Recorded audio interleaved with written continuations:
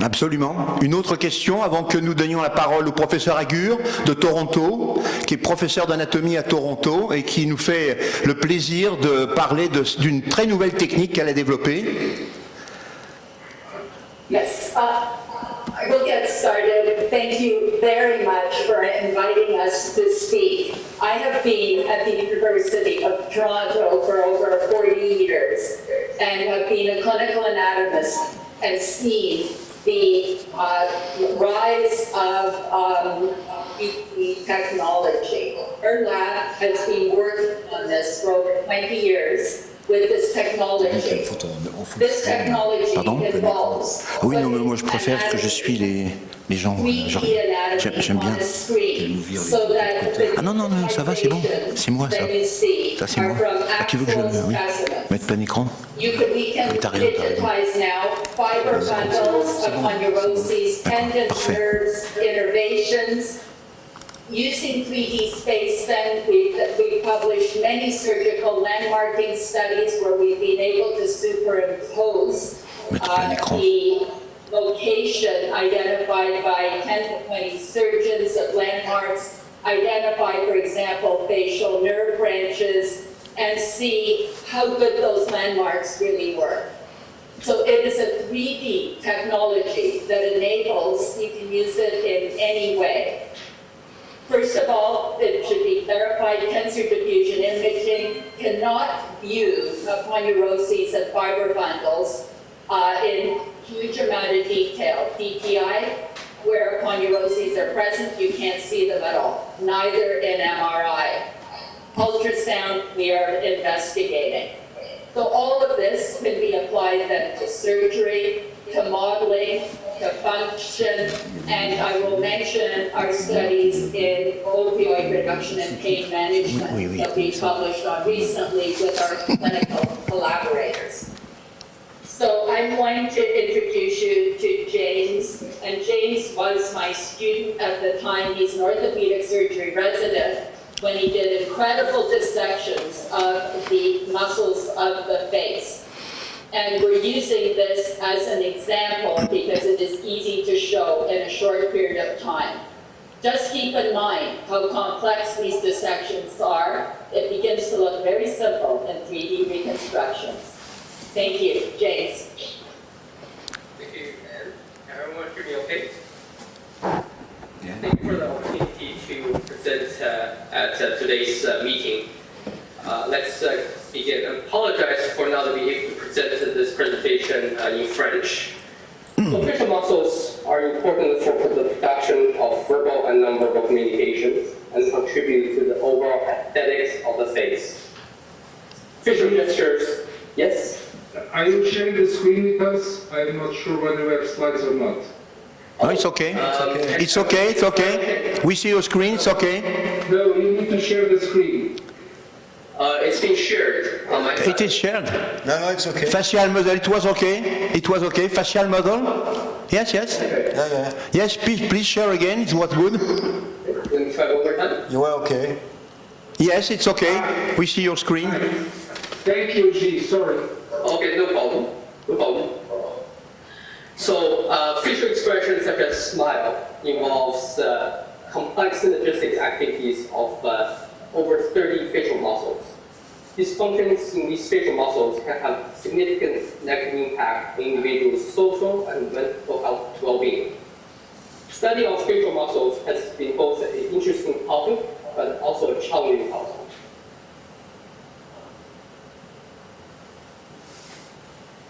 Computer models of the face and the facial models have been developed since the 1980s.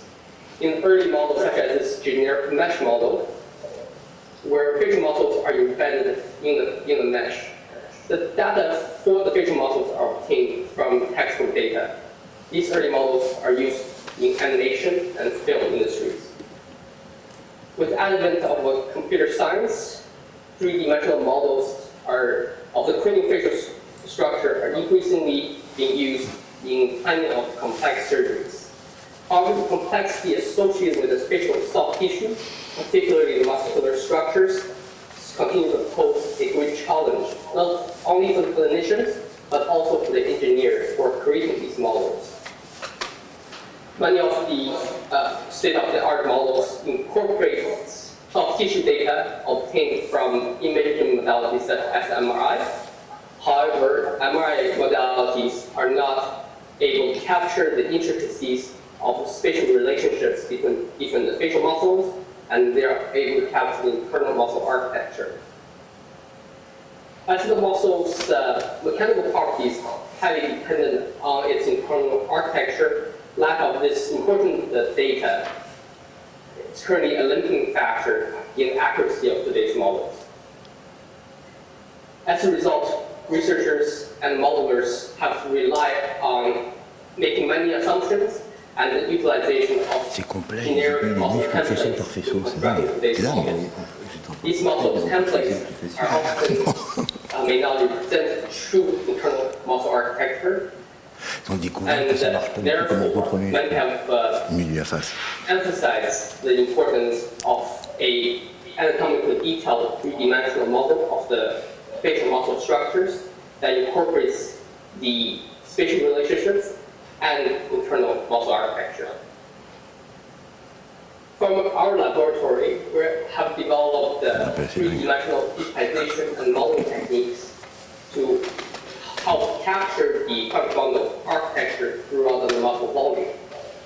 From cadaveric dissection, the individual muscles and its fiber bundles are exposed, and using stereomethod dissection and digitization, the fiber bundles are captured throughout the muscle volume in situ. The digitized data are stored in our proprietary software developed with our collaborators. It's shown in this image here. From the digitized data, we can construct three-dimensional muscle models of the facial muscle and combine that with the skeleton model, either obtained from CT segmentation or high-resolution laser scanning. The result of this study, we were able to use three-dimensional digitization and modeling to capture over 1,600 fiber bundles from 19 pairs of facial muscles, in just one specimen. Here is showing the list of the facial muscles and the number of fiber bundles captured per muscle. Here is showing an overview of the composite facial muscle model generated from our study. This is from one specimen, with individual muscles of the face color-coded. The remainder of the presentation will focus on the peri-aortic musculature alone. We'll start by looking at the orbicularis oris muscle. In our study, we found that orbicularis oris muscle are composed of a superior portion and inferior portion. Both portions are quite distinct from one another. Here showing the inferior portion only. Inferior portion was found to interdigitate with the fiber bundles of that of the flexor muscle, now added in blue. The superior portion is now added. Again, it's quite distinct entity. Its fiber bundles was found to interdigitate very closely with that of the depressor anguli oris muscle, shown in yellow, and the levator anguli oris muscle, shown in purple. From the three-dimensional model, we're able to appreciate the intricacies in the spatial relationships between these musculature. Now the depressor levi's inferior oris muscle is added, and its fiber bundles terminates in the aponeurosis deep to the skin in the lower lip. Now the levator levi's superior oris muscle is added. Its fiber bundles terminates in the aponeurosis of the skin of the upper lip. The zygomatic major muscle, shown in orange, and the zygomatic minor muscle, shown in yellow. And these two muscles have attachment again to the subcutaneous aponeurosis at the superior lateral angle of the mouth. Now, this is the full model of just the muscles surrounding the mouth. And again, we can really appreciate the complexity and the intricacies of these muscle structure and their relationships. There are many interesting findings that were found from our study. One is we were able to find a large amount of facial asymmetry C'est jamais symétrique, c'est marrant. facial expression. Et si symétrie d'un côté, Facial t'as pas le même asymmetry visage is extraordinaire. relatively well known in the general Étonnant. population. For example, in a study by Kohner et al., where they reflected the space of thinness Et deux moitiés gauche et deux moitiés droite, c'est pas du tout le même bonhomme. they're able to create C'est- a c'est- completely c'est different fascinant, hein. topography based on the mirror images. Similarly, in our study, we are able to find a large amount of variations in muscle architecture between the muscles of the left and the right side. They're showing the variations in the muscle volume in some of the facial muscles, such as the fascinator, levator anguli-oris, stigmatics major and minor.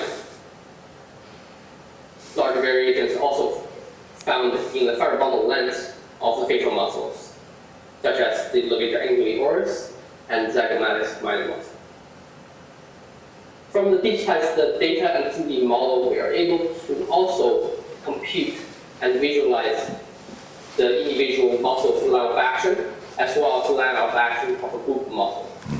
Here, in this series of images, we're looking at the line of action of the muscles at the corner of the mouth. Juste comme un temps entre In une. one, label in one is zygomatic major, qui me- Ah oui. zygomatic minor. C'est genre. We can really appreciate Genre the d'où? line of action of individual muscles Toujours within- simuler les in techniques. the yellow arrow, as well as combined line of action. on peut simuler les in the techniques, black bien sûr. arrow. And we see that the combined line of action changes with the addition of other muscles, such as the levator device superior muscle, Sure. labeled in 3. As a proof of concept, we're also able to use the data and the model generated from our study to look at surgical planning. In this series of image, we're looking at the functional muscle transfer for facial animation using the pectoralis minor muscle, digitized from the same specimen. From our study, we're able to compare Faut que the j'ai muscle le transfert morphology, fort facial réanimation. as well as Ah ouais. architecture between the recipient muscle as well as donor muscle to evaluate the suitability of the transfer. We're in the process of incorporating more subjects in our study.